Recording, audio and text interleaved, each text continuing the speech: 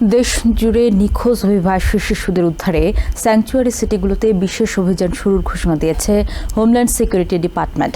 বৃহস্পতিবার ওয়াশিংটনে আয়োজিত সংবাদ সম্মেলনে হোমল্যান্ড সিকিউরিটি সেক্রেটারি মার্কোয়েন মালিন অভিযোগ করেন, মায়ামি ও নিউ ইয়র্ক সিটির মতো স্যাংচুয়ারি শহরে স্থানীয় প্রশাসন ফেডারেল সংস্থার কার্যক্রমে বাধা সৃষ্টি করছে।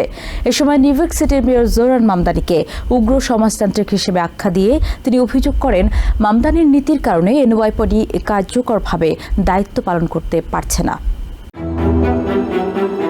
Acting attorney general Todd Blanche দাবি করেন, বাইডেন প্রশাসনের সময় অন্তত 475,000 অভিভাবকহীন শিশু দেশে প্রবেশ করেছিল, যাদের মধ্যে 300,000-এরই কোনো খোঁজ পাওয়া যাচ্ছে না। এই ধরনের অপরাধ দমনে ট্রাম্প প্রশাসনের জিরো টলারেন্স নীতি তুলে ধরে গুয়েতেমালার 3 অবৈধ অভিবাসীর বিরুদ্ধে অভিযোগ গঠনের কথা জানান তিনি। তার দাবি, অভিযুক্তরা বাইডেন প্রশাসনের তৈরি করা আইনি দুর্বলতা কাজে লাগিয়ে 1 ডজনেরও বেশি শিশুকে আমেরিকায় পাচারের ষড়যন্ত্রে যুক্ত ছিল। তিনি আরও জানান, জাস্টিস ডিপার্টমেন্ট এবং DHS এর সমন্বয়ে গঠিত জয়েন্ট টাস্ক ফোর্স আলফা এ ধরনের অপরাধের বিরুদ্ধে দেশব্যাপী অভিযানে নেতৃত্ব দিচ্ছে।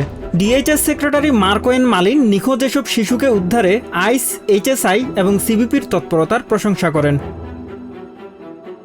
মালিন দাবি করেন, উদ্ধার হওয়া 146,000 শিশুর অধিকাংশেরই সন্ধান মিলেছে স্যাংচুয়ারি সিটিগুলোতে। তবে এই শহরগুলোর মেয়ররা ফেডারেল সংস্থাকে সহায়তা করছে না বলে অভিযোগ করেন তিনি আরও অভিযোগ করেন, সীমান্তে নারীদের যৌন নির্যাতন এবং শিশুদের পাচারের বিষয়ে জানা সত্ত্বেও বাইডেন প্রশাসন এ বিষয়ে কোনো ব্যবস্থা নেয়নি। নিখোঁজ এসব শিশুকে উদ্ধারে সম্ভাব্য সবকিছু করার অঙ্গীকার ব্যক্ত করেন তিনি। এ সময় New York city mayor Zohran মামদানির তীব্র সমালোচনাও করেন সেক্রেটারি।